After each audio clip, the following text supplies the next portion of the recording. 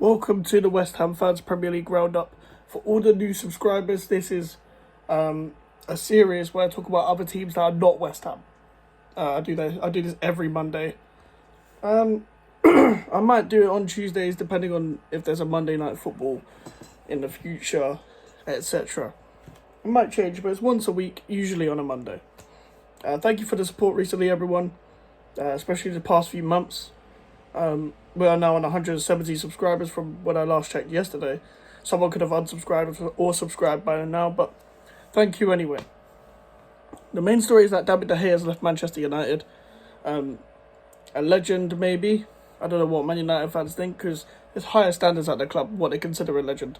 Pre-2018 World Cup, David De Gea, he joined Sir Alex Ferguson, started off kind of bad, was benched for a guy called Lindegaard, not Lingard, Lindegaard. I don't know whether people remember him.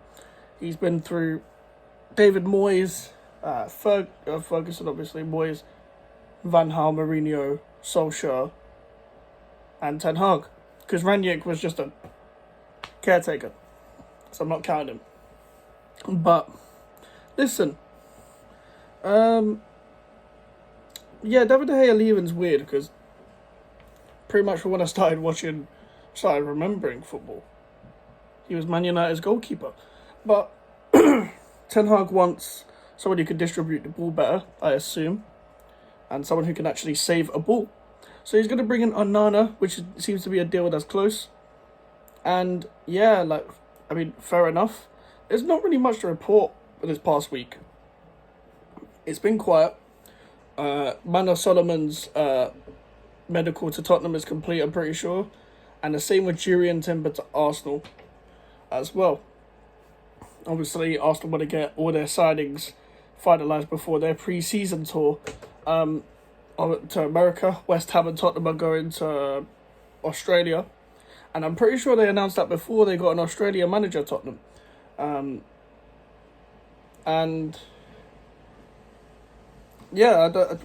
West Ham and Tottenham could have faced at the local power league, but they're going to Tottenham. They're going to Australia to face each other. And they're also good. Well, I don't know whether Tottenham are going to have another game, but West Ham are versus Perth Glory. But we're not here to talk about West Ham. But pre-season does start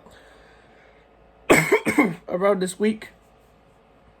And listen, we're going to get into some transfer news, especially because that's all we can get into, really. And it seems to be quiet on the transfer front in terms of the likes of my team, Everton, Wolves, etc. haven't really made signings. And I don't know why. Because everyone needs to really get a move on when it comes to signings. And if we're really being serious, a lot of teams need to improve. Tottenham are still considering Edmund Tapsoba as top target, according to Fabrizio Romano. They want Van der Ven or Tapsoba, or they might get both. Obviously, Eric Dyer staying, so that's not good for Tottenham, but he probably won't start anymore. They've also obviously want a better partner for Christian Romero that might bring up a better attributes with him, but we will see about that. It looks like Tottenham are moving better in transfer windows than they have in the past. Although I did say that last year as well, and I was wrong, but I want to be wrong again. I want them to do shit. And Ange Postecoglou had his first press conference with Tottenham. Chelsea released their new kit, a dedication to Vialli, based on the 90s. Actually a nice kit. They haven't had a nice kit in years, so yeah, it looks nice. Again, another team I really want to do bad, but what is Pochettino cooking? Are they going to get a striker? Are they going to stick with Jackson and Brozier up front? I have no clue. But Ziyech failed another medical, and this time at a Saudi club. But he said, he put on his Instagram quoting about his knee or something.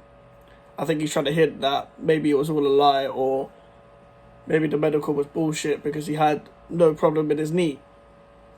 And Chelsea have been working on outgoings as well, like Loftus-Cheek and Pulisic have both gone to AC Milan. Pulisic was a guy who's very injury prone, maybe too much pressure on Hazard's replacement, has a bit of pace about him, has a bit of technique.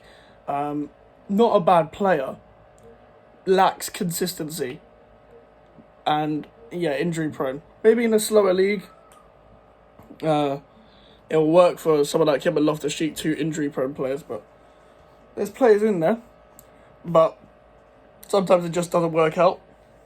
Going back to Tottenham, Bayern tried to bid again 80 million euros for Harry Kane, which is like 70 million pounds, I think. I don't know the conversion rate on that, but it's going to take a lot for Daniel Levy to sell. He's not going to sell to an English club, especially, but even for Bayern Munich, I don't know how rich Bayern Munich are, but I'm assuming winning the league would give you a bit of money, and if you really want to strike it that much, pay the money for Kane. And for me, I would like Kane to fuck off out of this league.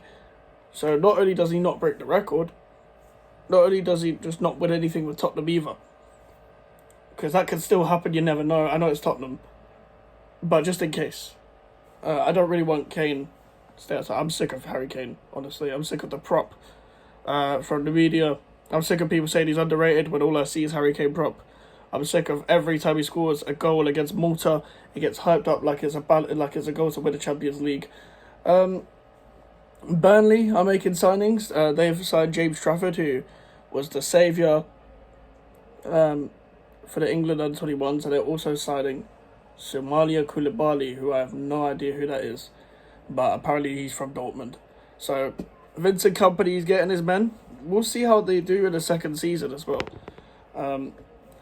Because that would be very, very, very interesting, because will Vincent Kompany play the same football? Will Ange Postecoglou play the same football that he did at Celtic with Tottenham? I'm assuming he wants to just play good football, both of these managers, especially Vincent Kompany. Is going to be, will it be hard to just open up against teams that are probably going to attack you? It would be interesting. I'm really interested to see what Vincent Kompany does. But yeah, there's a lot of things happening in Saudi, especially Saudi, but this is the Premier League roundup.